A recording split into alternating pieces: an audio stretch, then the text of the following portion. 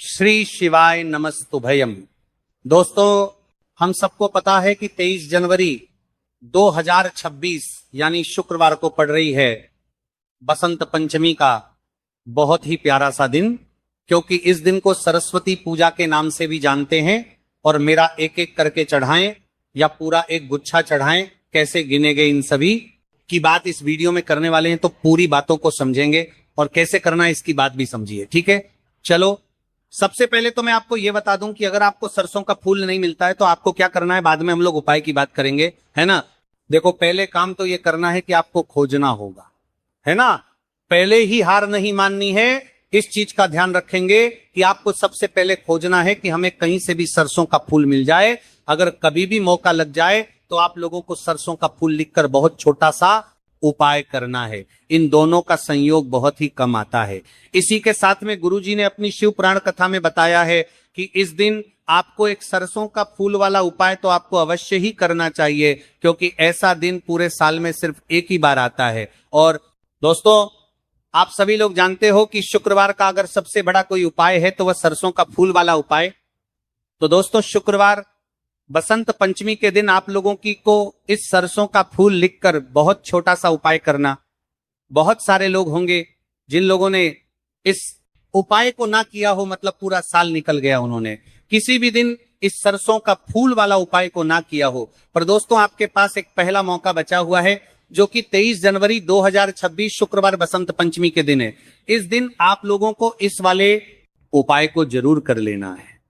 भले ही आपने पूरे भर इस उपाय को ना किया हो, पर अगर आपने इस माघ माह के शुक्रवार बसंत पंचमी के दिन अगर इस वाले उपाय को कर लिया तो आपको इस उपाय को करने का वह फल मिलेगा जिसकी आपने कभी कल्पना भी नहीं करी होगी।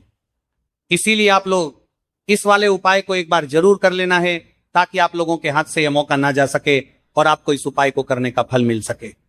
दोस्तों, यह उपाय पंडित जी ने अपनी अभी की ही श्री शिव महापुराण की कथा में बताया है जी। इस उपाय को आज हम आपको बहुत अच्छे से समझाने वाले हैं। इस वीडियो को देखने के बाद इस उपाय को समझाने के लिए आपको कोई और वीडियो को देखने की जरूरत नहीं पड़ेगी। तो चलिए दोस्तों, उपाय को शुरू करते हैं। देखिए, इस माघ माह के शुक्रवार बसंत पंचमी के दिन ये इतना खास होता है, इतना महत्वपूर्ण होता है। देखा गया है कभी कभी बड़े बड़े पूजा पाठ अनुष्ठान से जो मनोकामना पूर्ण नहीं होते, वहां माघ माह के शुक्रवार बसंत पंचमी के दिन एक छोटे से उपाय करने से ही आपकी मनोकामना पूर्ण हो जाती है। और बहुत सारे लोगों ने इस उपाय को किया भी है और उनको इस उपाय को करने का फल भी जरूर मिला है। अगर आप लोग भी इस उपाय को करना चाहते हैं तो आप इस उपाय को पहले अच्छे से समझ लेना, सुन लेना, उसके बाद करना। आपको इस उपाय का फल जरूर मिलेगा। और इस उपाय को कर लेने से आपके घर में चाहे किसी भी प्रकार की दुख और समस्या क्यों ना चल रही हो, आपको उसका कारण भी नहीं पता है कि भाई ये समस्या किस कारण से चल रही है, उसका कुछ भी कारण हो सकता है। जैसे पितृदोष हो सकता है या किसी भी तरह का मंगल दोष भी हो सकता है। तो इस दिन आप लोगों को ये वाला उपाय कर लेना है। ये एक ऐसा उपाय है जिस उपाय को अगर किसी विशेष दिन पर किया जाए तो भाई उस विशेष दिन का जो है वह तो हमें मिलता ही मिलता है, पर हमने उस दिन पर इस उपाय को किया है तो हमें उससे भी बड़ा फल मिलता है, और फल बहुत जल्दी मिलता है, क्योंकि आप इस उपाय को बहुत ही बड़े और विशेष दिन पर कर रहे हैं। तो चलिए अब उपाय के बारे में बात कर रहे हैं, आज करते हैं। लेकिन उससे पहले आप लोगों की बात करना, यह जानना आवश्यक है कि आखिर ये उपाय किस समय करना है, किसको करना है और कैसे करना है। तो चलिए हम आगे आपको वीडियो में एक एक करके बता देते हैं। लेकिन उससे पहले अगर आप लोग हमारे चैनल पर पहली बार आए हैं या फिर मेरी आवाज आज पहली बार सुन रहे हैं, तो हमारे चैनल को सब्सक्राइब जरूर कर लेना और इस वीडियो को लाइक करके कमेंट बॉक्स में श्री शिवाय नमस्तु या ओम नमः शिवाय जरूर टाइप कर देना। तो दोस्तों, इस सरसों का फूल वाला उपाय को हमें इस शुक्रवार बसंत पंचमी के दिन कैसे करना है, किसको करना है, किस समय करना है और कहां पर करना है, ये सारे सवालों के जवाब आपको इस वीडियो में मिल जाएंगे। और जो ये वीडियो देखेगा भाई, उसको सरसों का फूल वाला उपाय जरूर करना चाहिए, क्योंकि इस दिन पीपल के पत्ते का भी बहुत ही बड़ा और विशेष महत्व होता है। आजा सरसों का फूल वाला उपाय की तो ये सोने पर सुहागा वाली बात हो जाती है और ये एक बहुत ही बड़ा उपाय हो जाता है शुक्रवार का। तो अब दोस्तों, इस सरसों का फूल वाला उपाय को आखिर करना किसको है, सबसे पहले हम लोग वो बात जान लेते हैं तो देखो, घर की जो बड़ी माताएं बहनें होती हैं, उन माताओं बहनों में से कोई भी एक बड़ी माता बहन इस वाले उपाय को कर सकती है। और दोस्तों, अगर आप चाहे तो अपने घर में से सभी सदस्यों को भी इस उपाय को करवा सकते हैं। अगर किसी व्यक्ति की खुद की कोई मनोकामना है, खुद की कोई दुख और परेशानी है जो कि वो अपने लिए ही करना चाहता है, इस वाले उपाय को तो वो खुद अपने लिए भी कर सकता है। बाकी अगर कोई घर में से ऐसा है जो कि अपने पूरे घर परिवार की सुख और शांति के लिए ये वाला उपाय करना चाहता है, तो भाई वो भी कर सकता है, उसमें भी कोई दिक्कत वाली बात नहीं है।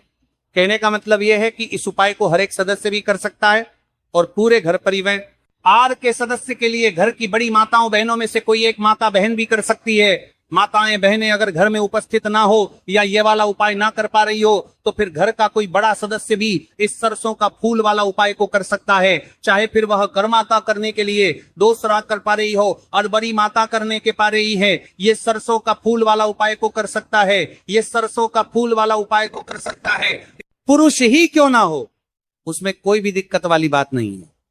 उसके बाद में दोस्तों, जो अगला प्रश्न निकल कर आता है वही आता है इस उपाय को लेकर के, आखिर इस उपाय को हमें किस समय करना है? सुबह के समय करना है कि शाम के समय करना है? तो देखो, इस वाले उपाय को आप लोग सुबह के समय भी कर सकते हो और शाम के समय प्रदोष काल में भी कर सकते हो। अब अगर आप पूछो कि भाई साहब सबसे उत्तम समय कौन रहेगा इस सरसों का फूल वाला उपाय को करने का, तो हम आपसे बस यही कहेंगे कि इस उपाय को आप सुबह के समय करेंगे तो ज्यादा बेहतर होगा। बाकी अगर प्रदोष काल शाम के समय भी करेंगे तो भी अच्छा होगा, उसमें कोई भी दिक्कत वाली बात नहीं है। तो अब दोस्तों, जो अगली सबसे बड़ी और महत्वपूर्ण बात आती है वो यह आती है कि सुबह अगर हम उपाय को करेंगे तो हमें कितने बजे से लेकर कितने बजे तक के बीच में करना है, और शाम के समय प्रदोष काल में करेंगे तो हमें कितने बजे से लेकर कितने बजे के बीच में करना है। तो देखो, सुबह जितनी जल्दी हो सके आप उपाय को करने की कोशिश करना। बाकी अगर किसी कारणवश लेट भी हो जाओ, थोड़ी देर भी हो आए, तो 10 या 11:00 बजे तक भी आप उपाय कर लेना पर 12:00 बजे से ज्यादा देरी ना हो। ठीक है, इस बात का ध्यान रखना। उसके बाद में दोस्तों, अगर शाम के समय प्रदोष काल की बात करें, प्रदोष काल का जो समय है होता है वो शाम के 6:00 बजे से शुरू हो जाता है। मतलब शाम के 6:00 बजे से लेकर 7:00 बजे के बीच का जो समय होता है, यह समय प्रदोष काल का समय होता है। तो आप इस उपाय को 7 या 8:00 बजे के बीच में भी कर सकते हैं। बहुत साथ हो, मतलब शाम के 6:00 बजे से रात 8:00 बजे के बीच में आप कभी भी इस वाले उपाय को कर सकते हो, उसमें कोई भी दिक्कत वाली बात नहीं है। हमें किसी भी दिन आपको सरसों का फूल लिखकर बहुत छोटा सा उपाय करना है। ऐसा समझ लीजिए, जितने भी आपके शत्रु की जबान के पत्ते पर वरियोर हैं, जो भी आपके विरोधी हैं, दुश्मन है जो आपको हर तरफ से परेशान कर रहे हैं, अब उन शत्रुओं की अकड़ निकलेगी। शत्रु का किया कराया भी तुरंत हट जाएगा जब शुक्रवार में आप इस छोटे से उपाय को करेंगे। तो देखिए, आज की वीडियो विशेषकर उन लोगों के लिए ही है जो अपने जीवन में शत्रुओं से और दुश्मन से बहुत ज्यादा परेशान हो चुके हैं। देखिए, जगत जननी मां जगदम्बा का हम शुक्रवार में पूजन करते हैं और उनसे जुड़े हुए उपाय करते हैं।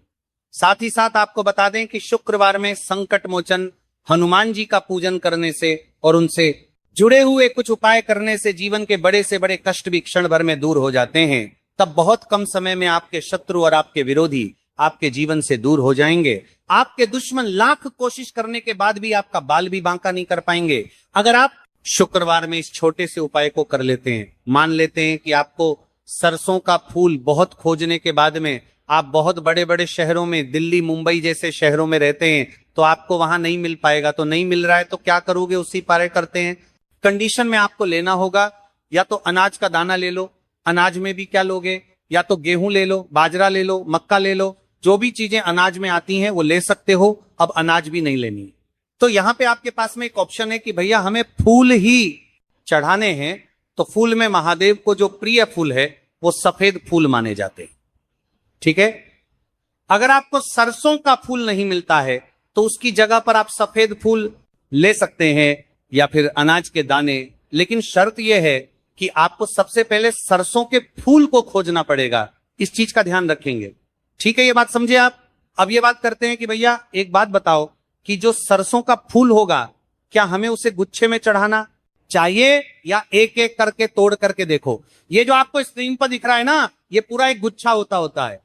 जब आप इस गुच्छे को तोड़ोगे ना तो वो एक सरसों का फूल काउंट होगा, गिना जाएगा, है ना। सिर्फ यही गिन लेने से एक सरसों का फूल नहीं हो जाएगा, आपको पूरा एक गुच्छा जब लोगे तो ये एक सरसों का फूल गिना जाएगा। इस चीज का ध्यान रखेंगे, ठीक है। अब बात ये आती है कि उपाय भैया कैसे करेंगे, ये चीज तो आप समझा दो। चलो अब बात कर लेते हैं उपाय की। कि मान लेते हैं कि आपका कोई बच्चा है या फिर आपके हस्बैंड हैं, आपकी वाइफ है, कोई भी घर का इंसान है जो जिसका मन पढ़ाई वगैरह में लगता, या फिर बहुत क्रोध, बहुत ज्यादा गुस्सा है, ठीक है।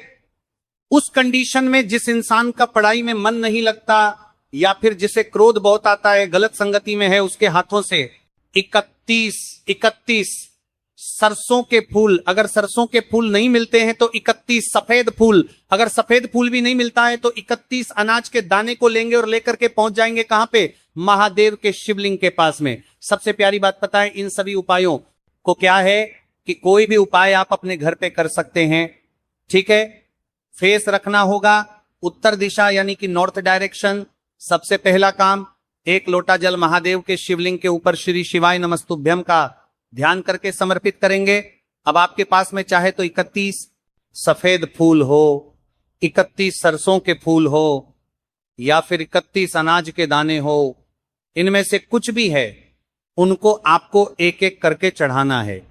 108 लिया हो या फिर 31 लिया हो, 51 लिया हो, ऐसे ही नहीं, पूरा एक साथ समर्पित करेंगे। नहीं, आपको एक एक करके उन गुच्छ को महादेव के शिवलिंग के ऊपर अवधुतेरे के नाम से पंचमी तिथि पे, बसंत पंचमी के दिन आप इस उपाय को करके देख लीजिए। आपके घर का जो इंसान पढ़ाई नहीं करता है अपने आप पढ़ने बैठेगा, और अगर उसको कोई गुस्सा है, क्रोध है, तो उसका गुस्सा भी धीरे धीरे करके शांत जरूर होगा, ठीक है। तो यहां पे हम लोगों ने अपने बच्चों के लिए या फिर क्रोध के लिए पहले उपाय की बात की, जो कि 31 फूल से करने थे। अब यहीं पे हम लोग वसंत पंचमी पे करने वाले अपने दूसरे उपाय की बात कर लेते हैं। और ये जो दूसरा उपाय है ये भी आपको करना है सरसों के फूल से। सरसों का फूल नहीं मिलता अनाज के दाने से, अनाज का दाना भी नहीं मिलता, तो आपको सफेद फूल से। अब कहोगे भैया इतने हम करेंगे तो उपाय के फायदे क्या होंगे? इस उपाय का फायदा है कि अगर आपका कोई भी काम अटका हुआ है, अटका हुआ मतलब कि जैसे आप कभी किसी काम के लिए जा रहे हो, वो आपका काम नहीं हो रहा, बहुत व्रत कर रहे हो, बहुत उपाय कर रहे हो, इच्छा नहीं पूरी हो रही है, घर में हमेशा लोग बीमार पड़े रहते हैं, तो आपको क्या करना है? लेना होगा 108 सरसों का फूल पहले खोज लेना। किसी को पैसे देने पड़ जाए 2050 दे देना, लेकिन कहीं से भी 108 सरसों के फूल पहले खोजना, खूब नहीं मिलेगा तब जाकर के 108 अनाज के दाने और या फिर 108 सफेद पुष्प, ठीक है, ये लेंगे। और साथ ही साथ आपको क्या करना होगा? एक तांबे के लोटे में जल भरना है। जिस इंसान की इच्छा पूरी नहीं हो रही है, जो इंसान बहुत ज्यादा परेशान है बीमारी को लेकर, धन को लेकर, उस इंसान का नाम और गोत्र बोल करके सबसे पहले एक लोटा जल महादेव के शिवलिंग के ऊपर श्री शिवाय नमस्तुभ्यं का ध्यान करके समर्पित करेंगे। जल को चढ़ाने के बाद में जो भी आपके पास में 108 है सरसों का फूल, सफेद फूल, अनाज के दाने, उसे भी एक एक करके महादेव के शिवलिंग के ऊपर अवधूत शवर, महादेव, फिर से बोल रहा हूं, अवधूत शवर महादेव के नाम से समर्पित कर देना। यकीन मानिए, करके देख लीजिएगा, इस उपाय को आपके घर की जो भी प्रॉब्लम्स होगी वो सॉल्व होगी। अब यहां पे एक थोड़ी सी बात आपको समझने वाली है। अगर मान लेते हैं जिस भी महादेव के मंदिर में आप गए हो वहां पे भीड़ भाड़ बहुत ज्यादा रहती है, तो वहां पे एक एक करके समर्पित मत करना।